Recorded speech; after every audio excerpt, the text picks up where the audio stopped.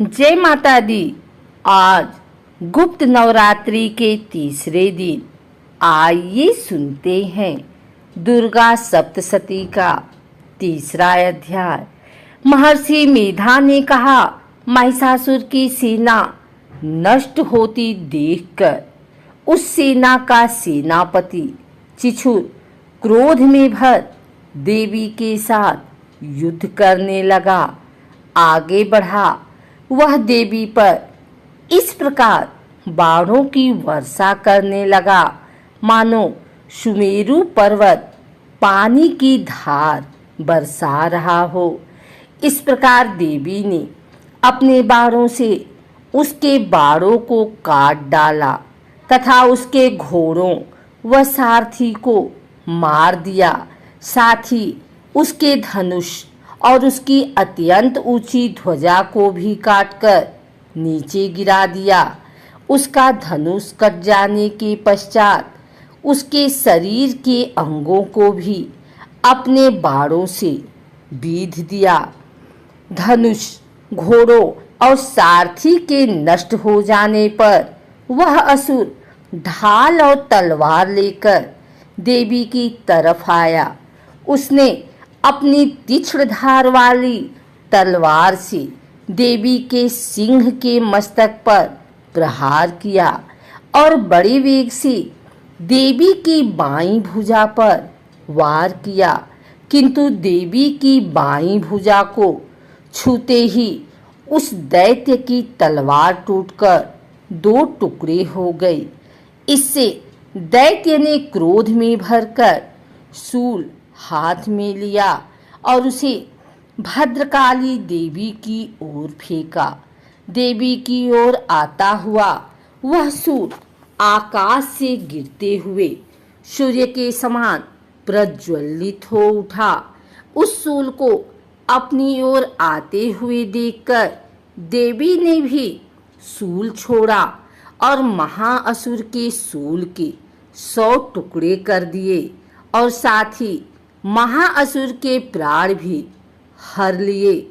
चिछुर के मरने पर देवताओं को दुख देने वाला चामर नामक दैत्य हाथी पर सवार होकर देवी से लड़ने के लिए आया और उसने आने के साथ ही शक्ति से प्रहार किया, किंतु देवी ने अपनी हुंकार से ही उसे तोड़कर पृथ्वी पर डाल दिया।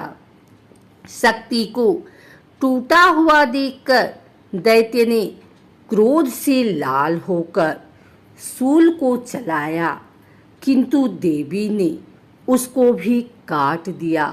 इतने में देवी का सिंह उछलकर हाथी के मस्तक पर सवार हो गया और दैत्य के साथ बहुत ही तीव्र युद्ध करने लगा। फिर वह दोनों लड़ते हुए हाथी पर से पृथ्वी पर आ गिरे और दोनों बड़े क्रोध से लड़ने लगे। फिर सिंह बड़े जोर से आकाश की ओर उछला और जब पृथ्वी की ओर आया तो अपने पंजे से चामर का सिर धड़ से अलग कर दिया।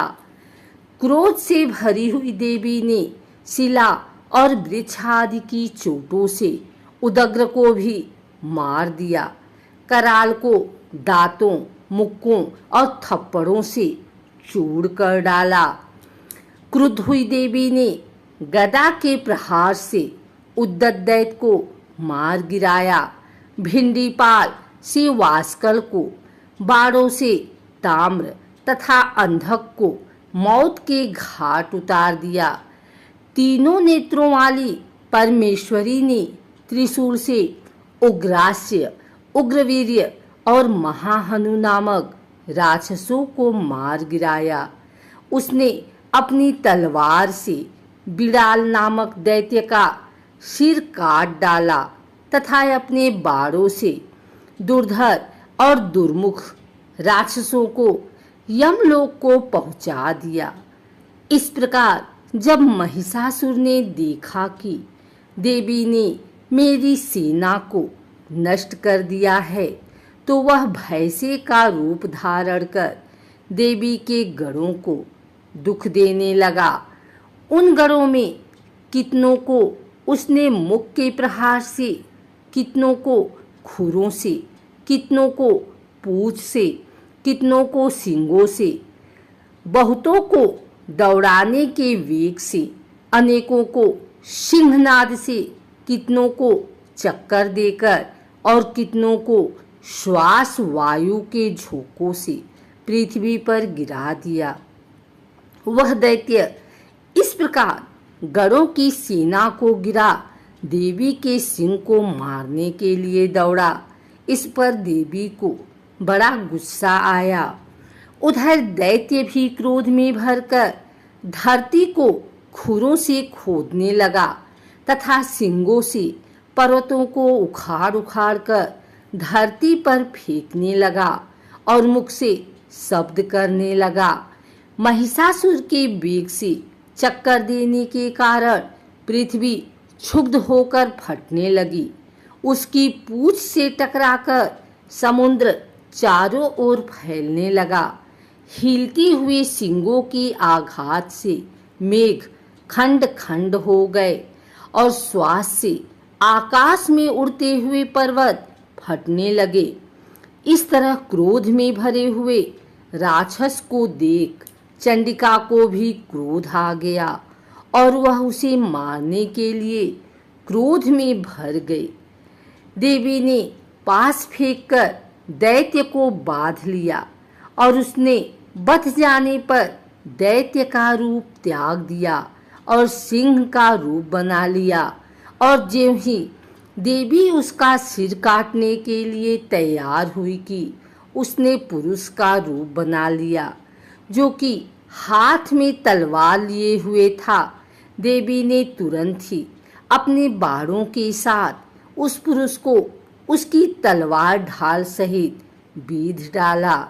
इसके पश्चात वह हाथी के रूप में दिखाई देने लगा और अपनी लंबी सूंड से देवी के सिंह को खींचने लगा और गर्जने लगा। देवी ने अपनी तलवार से उसकी सूंड काट डाली। तब राक्षस ने एक बार फिर भैंसी का रूप धारण कर लिया और पहले की तरह चराचर जीवों सहित समस्त त्रिलोकी को व्याकुल करने लगा। इसके पश्चात क्रोध में भरी हुई देवी बारंबार उत्तम मधु का पान करने लगी और लाल लाल नेत्र करके हंसने लगी। उधर बलवीर्य तथा मद से क्रुद्ध हुआ दैत्य भी गरजने लगा। अपने सींगों से देवी पर पर्वतों को फेंकने लगा। देवी अपने बाणों से उसके फेंके हुए पर्वतों को चूर करती हुई बोली, ओ मूढ़, जब तक मैं मधुपान कर रही हूँ तब तू गरज ले और इसके पश्चात मेरे हाथों तेरी मृत्यु हो जाने पर देवता गरजेंगे। महर्षि मेधा ने कहा। यूं कहकर देवी उछलकर उस दैत्य पर जा चढ़ी और उसको अपने पैरों से दबाकर शूल से उसके गले पर आघात किया। देवी के पैर से दबने पर भी दैत्य अपने दूसरे रूप से अपने मुख से बाहर होने लगा। अभी वह आधा ही बाहर निकला था कि देवी ने अपने प्रभाव से उसे रोक दिया। जब वह आधा निकला हुआ ही दैत्य युद्ध करने लगा तो देवी ने अपनी तलवार से उसका सिर काट दिया। इसके पश्चात सारी राक्षस सेना हाहाकार करती हुई वहां से भाग खड़ी हुई और सब देवता अत्यंत प्रसन्न हुए तथा ऋषियों महर्षियों सहित देवी की स्तुति करने लगे। गंधर्वराज गान करने तथा अप्सराएं नृत्य करने लगी।